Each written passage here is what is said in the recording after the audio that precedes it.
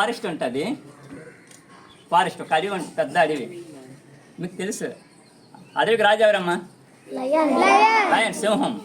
Okay, అది రోజు జంతువులను వేటాడుతుంది. అది ఒకరోజు కండిషన్ పెట్టుకుని యానిమల్స్ అన్నీ మీట్ అయ్యాయి. ఏంటంటే మేమే మీ దగ్గరికి రోజుకు ఒక జంతువు చెప్పిన మీకు ఆహారం మేము అవుతాము, దయచేసి మమ్మల్ని వేటాడొద్దు అని చెప్పి కండిషన్ పెట్టుకుంది.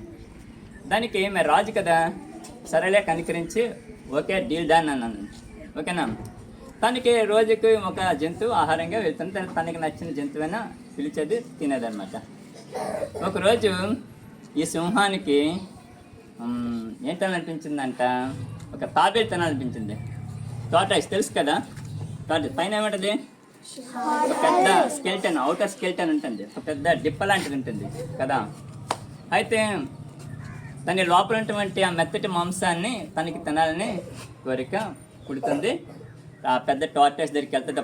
పాండ్ ముందు టార్టాయిస్ని పిలిస్తే అప్పుడు టార్టాయిస్ అంటుంది, అండి సరే మహారాజా నాకు ఒక 10 నిమిషాలు నాకు టైం ఇవ్వండి అని అంటుంది. నేను మీకు ఆహారాన్ని అవుతాను, నాకు 10 నిమిషాలు టైం ఇవ్వండి అంటుంది. సరే అని అంట. అమ్మ నువ్వు నీటిలోకి వెళ్ళిపోతే మళ్ళీ రావు అంటుంది. లేదు నేను మాట తప్ప నేను వస్తానంటుంది. అయితే 10 మినిట్స్ తను ఏం చేస్తుందంటే ఆ ఇసుకలను బాగా దొరలడము, అలాగే అక్కడ ఉండి పెద్ద రాయికేసి తన తనకి ఎక్స్టర్నల్ స్కెల్టన్ ఏదైతే ఉందో హార్డ్ స్కెల్టన్ అది, ఆ పెద్ద స్టోన్ కేసి ఆ స్కెల్టన్ని బాగా రాపిడి చేస్తుంది అనమాట. బాగా రాపిడి చేస్తుంది. రాపిడి చేసి 10 మినిట్స్ రాపిడి చేసిన తర్వాత వస్తుంది అనమాట. మహారాజు ఇప్పుడు నన్ను మీరు హ్యాపీగా తినొచ్చు అంటుంది. ఏంటి నువ్వేం చేసావు నాకేం అర్థం కాలేదని అంది. ఇందులో అర్థం కాకపోవడం ఏముంది మహారాజా, ఈ పాండ్లోనే నా పిల్లలు చాలామంది ఉన్నారు.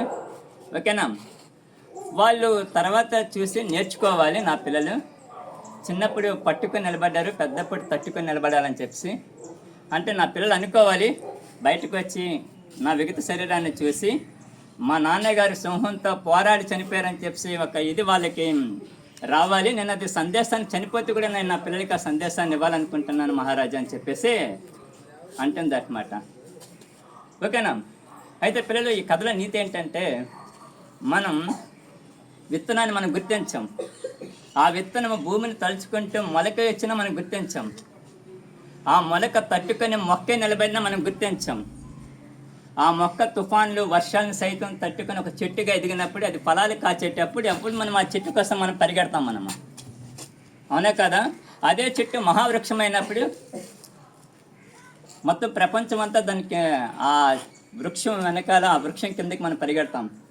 అంటే మానవుల హక్కులే కాదు, మనుషుల హక్కులే కాదు, పశుపక్ష జంతువులు కూడాను ఆవాసం కోసం ఆ మహావృక్షం కింద మనం పరిగెడ్డ మనము చూస్తూ ఉంటాం.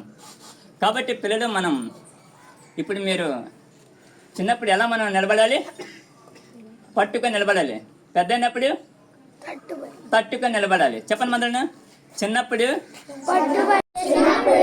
పట్టుకొని నిలబడాలి, పెద్దప్పుడు తట్టుకొని నిలబడాలి. Okay, very good, thank you.